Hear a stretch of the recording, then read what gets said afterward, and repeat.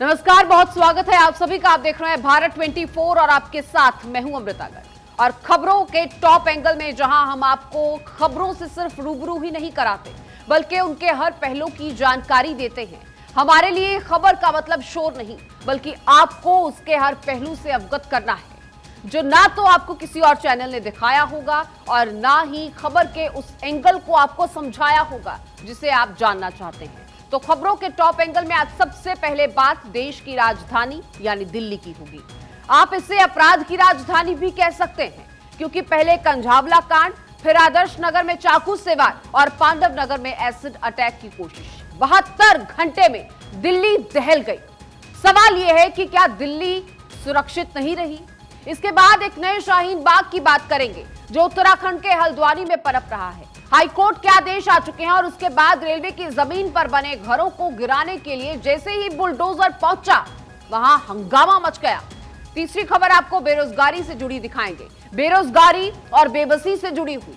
सुशासन का दावा करने वाले सुशासन बाबू के राज में पेपर लीक हो जाता है, लेकिन जब छात्र परीक्षा रद्द करने की मांग करते हैं तो उन्हें मिलती है सिर्फ लाठी। तो इन्हीं खबरों पर आज करेंगे बात।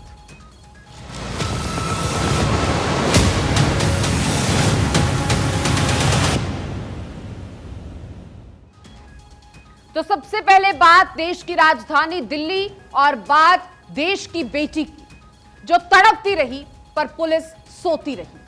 पहिए तले दिल्ली की सड़कों पर उस बेटी को रौंद दिया गया, लेकिन पुलिस कहीं दूर दूर तक नजर नहीं आई। दिल्ली पुलिस 13 किलोमीटर लंबे इस रूट पर 9 पीसीआर होने का दावा तो कर रही है, लेकिन तस्वीर जो सामने आई उसमें कहीं दूर दूर तक ये पीसीआर वैन्स नजर नहीं आई।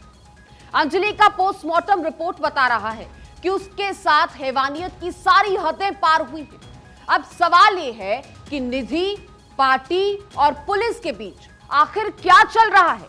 कंझावला कांड का आखिर असल सच है क्या? यह सबसे बड़ा सवाल बना हुआ है।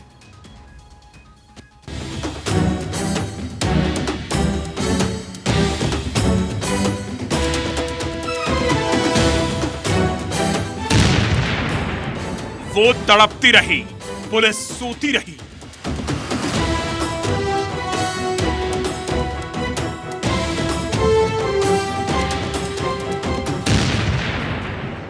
निधि, पार्टी और पुलिस, कंझावला कांड का काला सच।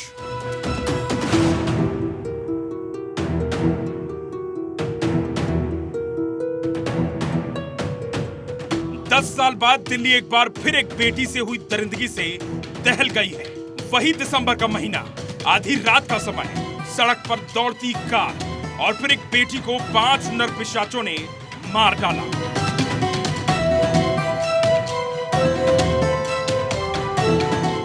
कंझावला कांड में रोजाना नए नए खुलासे हो रहे हैं। पुलिस की हर एक थ्योरी फेल हो रही है। मृतक अंजलि की दोस्त निधि अपने ही दिए गए बयानों के जाल में फंसती जा रही है। देश की सबसे हाईटेक पुलिस होने का दावा करने वाली दिल्ली पुलिस रजाई ओढ़कर सोती रही। चश्मदीद फोन पर फोन करते रहे, लेकिन खाकीधारियों को भला खाक फर्क पड़ता है। किसी की बहन बेटी की इज्जत लुटती है तो लुटती रहे, कोई मरता है तो मरे, लेकिन दिल्ली पुलिस की कान पर जूं तक नहीं रहेगा। निधि सारी बात गलत कर रही है। नाम निधि को जानते, अगर निधि उसकी फ्रेंड भी है तो मेरे बेटे को अकेले कैसे क्यों छोड़ के आ गई? कोई फ्रेंड ऐसी होती हैं जो अकेले छोड़ी आई? और एक्सीडेंट नो कहती है, मैं दोनों का एक साथ हुआ है।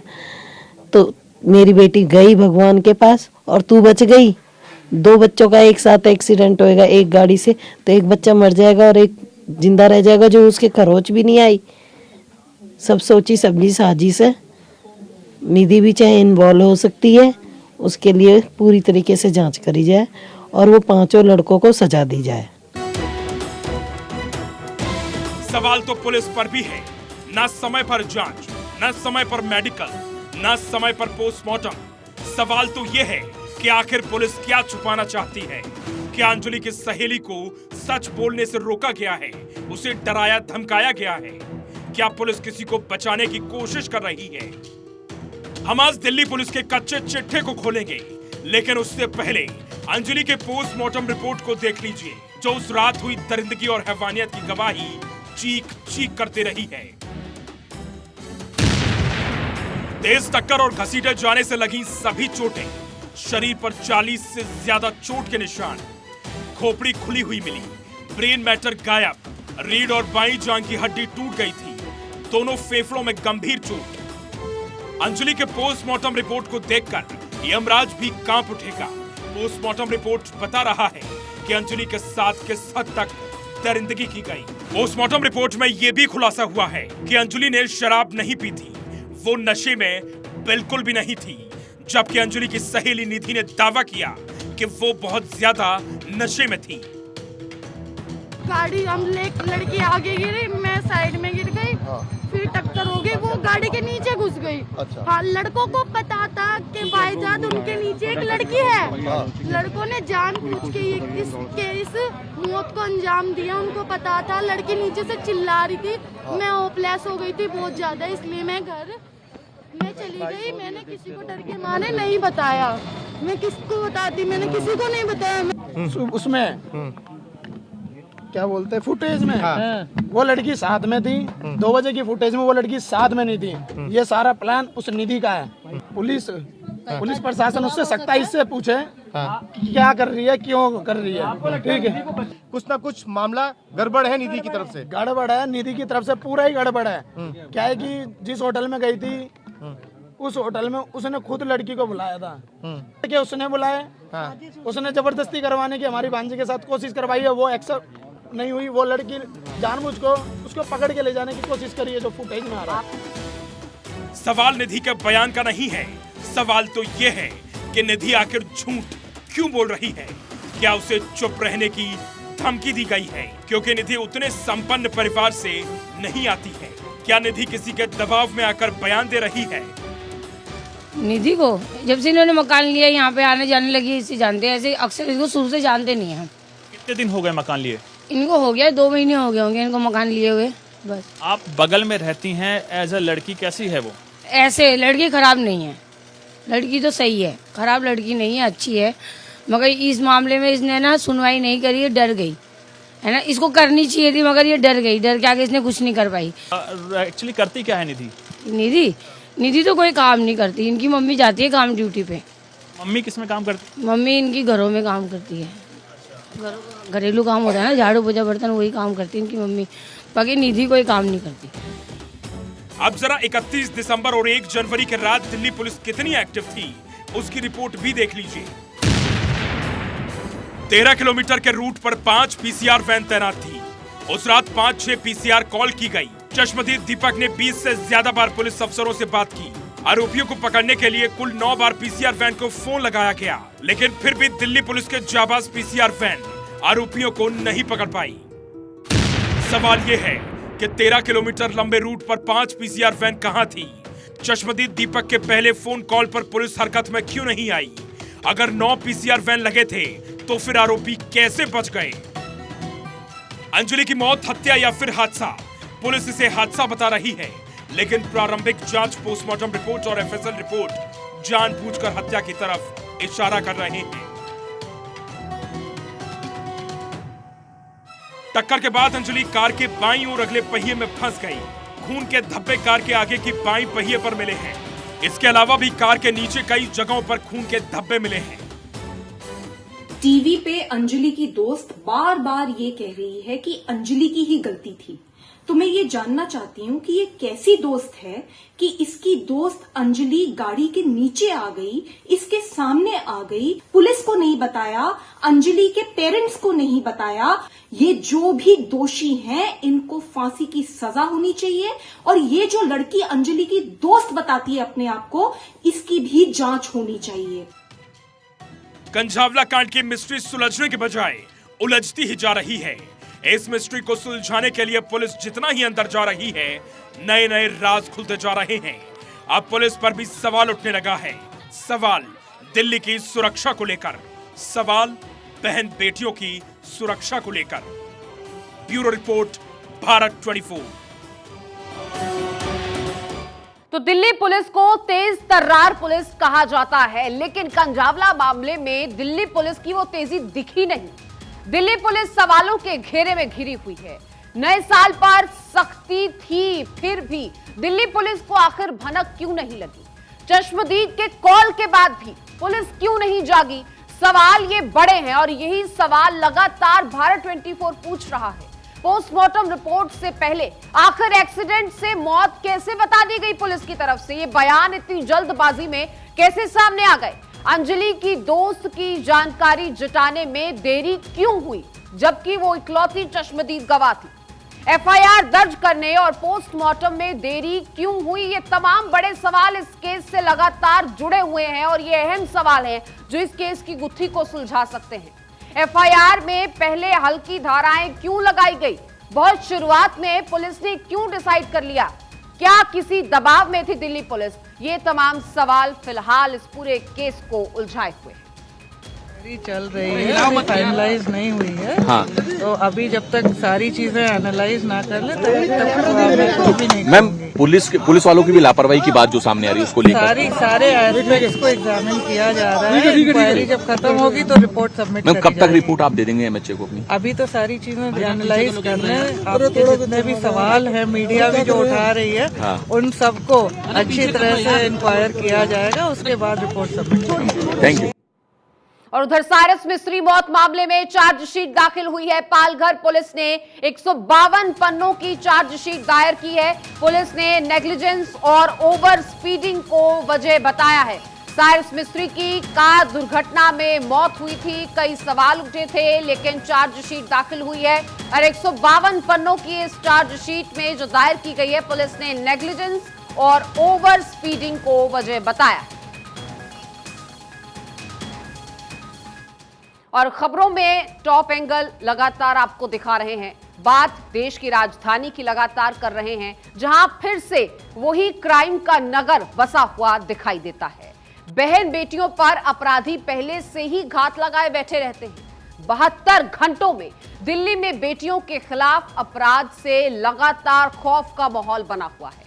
पहले कंझावला कांड, फिर आदर्श नगर में लगातार जो इनकार हुआ, किस तरह से जबरदस्ती किया गया पहले उस बच्ची के साथ, और जब उसने इनकार किया तो उस पर जानलेवा हमला हो जाता है। और पांडव नगर का मामला, जहां नए साल के जश्न में ना जाने पर तेजाब कांड को दोहराने की धमकी दी गई। अब सवाल ये है कि क्या दिल्ली में अपराधियों के अंदर पुलिस का खौफ बिल्कुल खत्म हो गया है, जो ऐसी तमाम वारदातें सामने आ रही हैं, और पुलिस यहां पर कितनी नाकाम है? ये भी अपने आप में एक बड़ी चुनौती, बड़ा सवाल खुद पुलिस के लिए।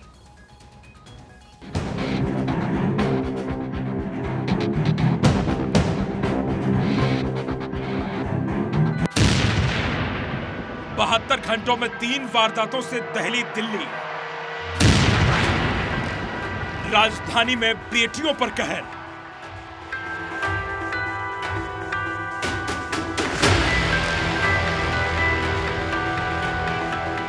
ये दिल्ली है, ये देश की राजधानी है।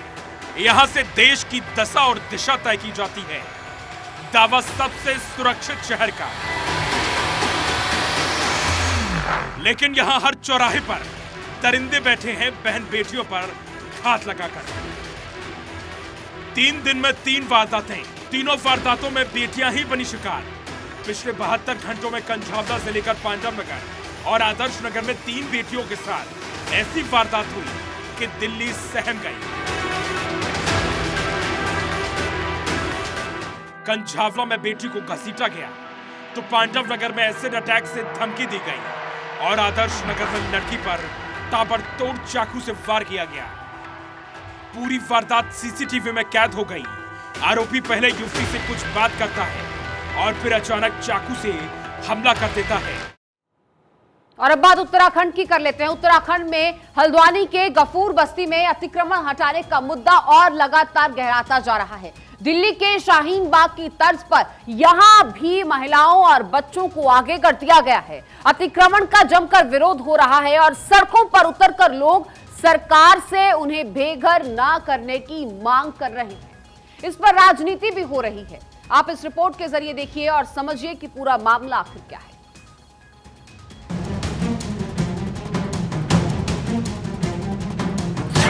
किसी की नहीं सुनेगा सिवाय तुम्हारे रब के अलावा।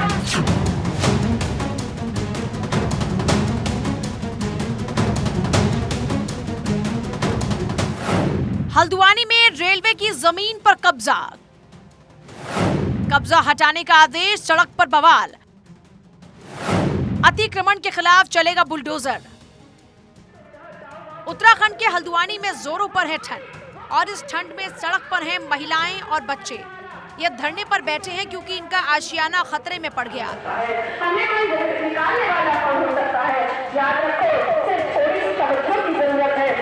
इनके सामने सवाल अब ये है कि पहले जान बचाएं या फिर अपना सालों पुराना आशियाना।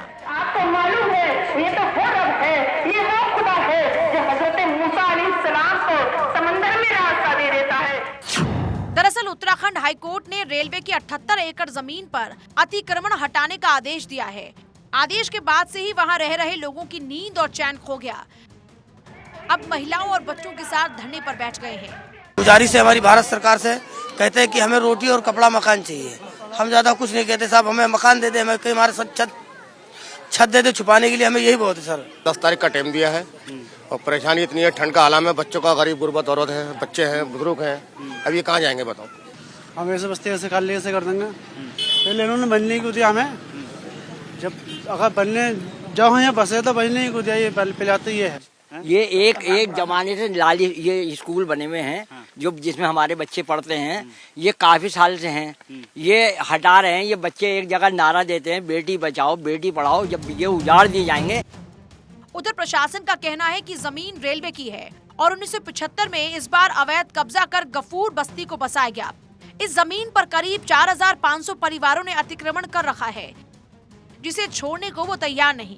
और अब जब गफूर बस्ती से अतिक्रमण हटाया जा रहा है तो ये लोग बेघर होने की दुहाई दे रहे हैं।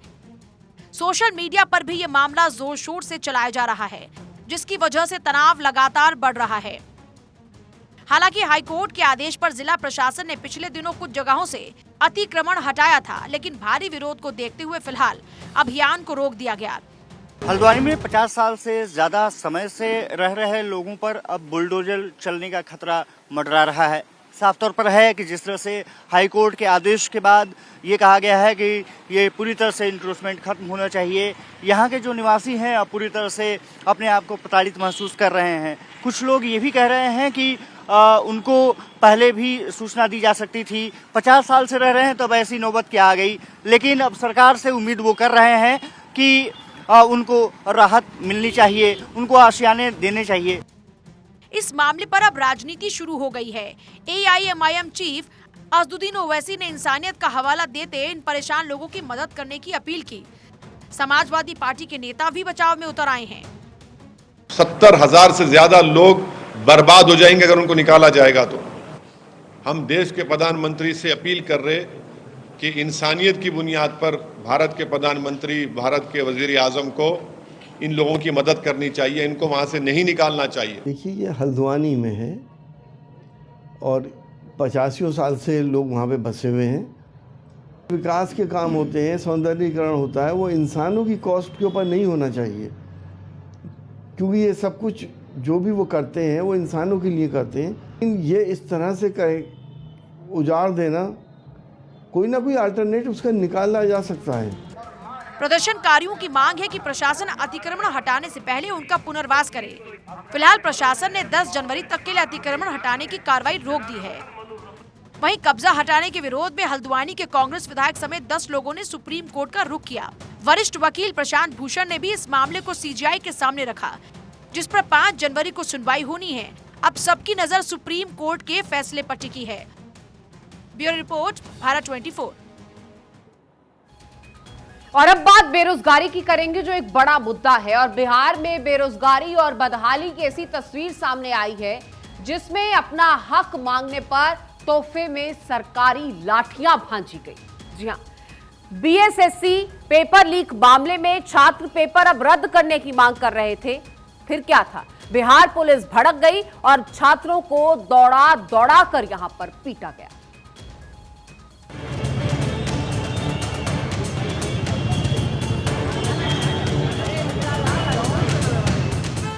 बिहार में बहार बा, पेपर लीक के बाजार भाव। परीक्षा पेपर लीक, मांगा इंसाफ, मिली लाठी।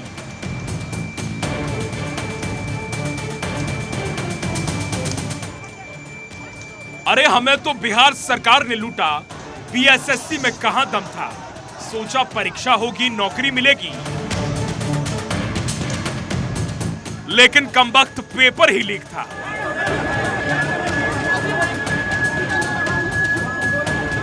लाठी खा रहे छात्रों की यही कहानी है। पुलिस से पिटते छात्रों की यह तस्वीर बिहार की राजधानी पटना की है। और पुलिस जिन्हें पूरी तरह से पीट रही है वो बीएसएससी यानी बिहार स्टाफ सिलेक्शन कमीशन के अभ्यर्थी हैं।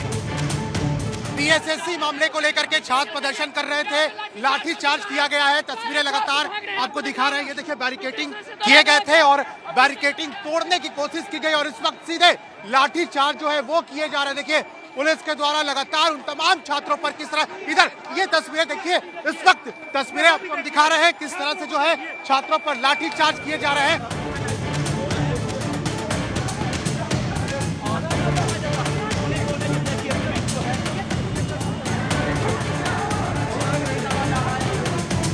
पेपर लीक होने के बाद छात्र परीक्षा रद्द करने की मांग कर रहे हैं और इसी को लेकर आज पटना में इकट्ठा हुए थे, लेकिन मिली तो उन्हें बस पुलिस की लाठी। सर ये सरकार एकदम बेरहमी की तरह छात्रों को मार रही थी, दौड़ा दौड़ा। पूरा आप लोग वीडियो देखे होंगे, ऐसा मार रहा था जिसे मतलब कोई बिना दर्द के मार रहा था। बहुत लड़कों का पैर टूटा है, हाथ टूटा है।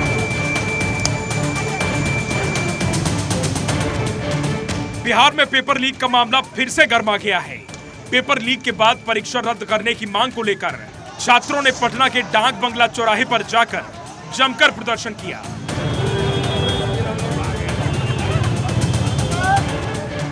डाक बंगला चौराहे को जाम कर दिया, जिसके बाद जाम को खुलवाने के लिए पुलिस ने प्रदर्शनकारियों को दौड़ा दौड़ा कर पीटा। लाठीचार्ज के बाद वहां भगदड़ मच गई। कोई बचने के लिए दुकान में घुस गया तो कोई प्रदर्शनकारी घरों में घुस गया। उन लोगों को प्रोसेशन निकालने की अनुमति नहीं थी। उन्होंने इलीगल तरीके से प्रोसेशन निकाला। वो रूट दिए हुए थे जेपी गोलंबर से आने का, वो धोखा देकर एग्जीबिशन में घुस करके इधर आ गए। आते ही यहाँ पर बैरिकेटिंग को उलट दिया, पुलिस पर उन्होंने हमला करने का प्रयास किया, हिंसा पर उतारू हो गए। वैसी स्थिति में कानून का फर्ज बनता है कि विधि व्यवस्था को जो है बनाए रखने के लिए जो भी कदम उठाए वो उसने उठाया। हालांकि छात्रों पर लाठीचार्ज के खिलाफ लालू यादव के बड़े बेटे और वन पर्यावरण मंत्री तेज प्रताप यादव ने सवाल उठा दिया है। सब लोग अपना अपना मांग किया, अब संघर्ष कर रहे हैं सब लोग, तो हमारा ड्यूटी है कि उनको कुछ जिम्मेवारी मिले। अब नए साल में भी हम सरकार से भी बात करेंगे और